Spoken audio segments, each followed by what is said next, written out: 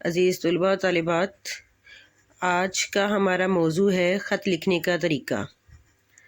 اکثر طلباء و طالبات جو ہیں وہ بورڈ کے امتحان میں خط لکھنے کی جو ہے وہ سوال کو اپناتے ہیں۔ خط لکھنا اور درخواست تحریر کرنا، ان میں بعض دفعہ جو ہے وہ چوائس دی جاتی ہے، تو طلباء طالبات خط لکھتے ہیں اور اس کا خاکہ ہی صحیح طریقے سے نہیں لکھتے، جس کی وجہ سے ان کے نمبر جو ہیں وہ کٹ جاتے ہیں اور وہ پورے نمبر نہیں لے پاتے۔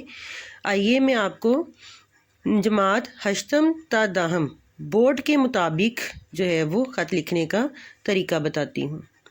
جی، خط لکھنے کے لیے ہم سب سے پہلے امتحانی مرکز لکھیں گے۔ ہم یہاں پر کسی بھی شہر کا نام نہیں لکھیں گے اور اس کے آگے رموز اوقاف میں سے کوئی کوما ختمہ کچھ بھی ہم نہیں لگائیں گے۔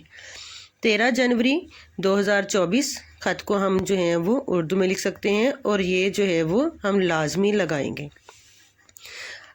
محترم ابا جان، جس بھی رشتے کو ہم خط لکھ رہے ہیں اس کو یہاں پر اس کے لیے جو ہے وہ القاب استعمال کریں گے اور آگے یہ علامت ہم ضرور لگائیں گے۔ یہ جو چھوٹی چھوٹی باریکیاں میں آپ کو بتا رہی ہوں، اگر آپ ان کو اپنائیں گے اور اسی خاکے کے مطابق خط لکھیں گے تو انشاءاللہ آپ کو پورے نمبر ملیں گے۔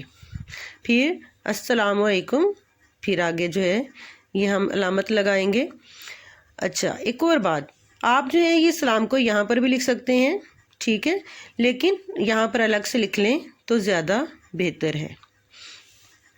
پھر اس کے بعد آپ یہاں سے بالکل جہاں پہ ہمارا یہ جو ہے وہ القاب و آداب ہمارے جو ہیں وہ ختم ہوتے ہیں، یہاں سے ہم جو ہیں وہ اپنی تحریر لکھنا شروع کرتے ہیں کہ ہم خط کس مقصد کے لیے تحریر کر رہے ہیں۔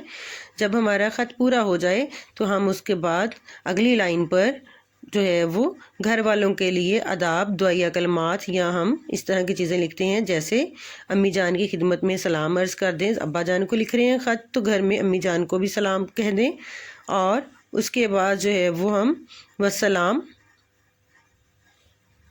آپ کا فرزند الف بے جیم۔ الف جو ہے وہ ہمیں اس طرح کا ہی لکھنا ہے۔ بعض بچے جو ہیں وہ صرف ایسے الف لکھ دیتے ہیں، ایک لائن لگا دیتے ہیں۔ الف کو ہم الف لام فے اس طرح لکھیں گے، الف بے جیم۔ جب ہم بورڈ کے امتحان کی بات کرتے ہیں تو ہمیں کسی طرح بھی اپنا اور اپنے شہر کا نام جو ہے وہ نہیں لکھنا، ٹھیک ہے جی۔ اچھا، اب یہ خط کا جو طریقہ میں نے آپ کو بتایا ہے، اس کو آپ جو ہے وہ اپنے بورڈ کے امتحان میں استعمال کریں۔ اب یہاں پر القاب ہم کسی طرح سے بھی لکھ سکتے ہیں، کسی بھی رشتے کے لیے لکھ سکتے ہیں، جیسے امی جان کے لیے لکھا ہے تو ہم محترم والدہ یا والدہ محترمہ، دوست کے لیے لکھ رہے ہیں ہم تو ہم لکھیں گے عزیز دوست، ٹھیک ہے، عزیز سہیلی، عزیز ماموں، محترم چچا جان، محترم استاد، ٹھیک ہے، یا استاد محترم۔ ہم کسی بھی رشتے کے لیے یہاں پر القاب لکھ سکتے ہیں۔ ہم سلام آداب یہاں پر تحریر کر سکتے ہیں، اپنا مقصد لکھیں، اور یہاں پر ہم گھر میں سب کو سلام، آگے جو ہے وہ ختمہ کی علامت، ٹھیک ہے جی۔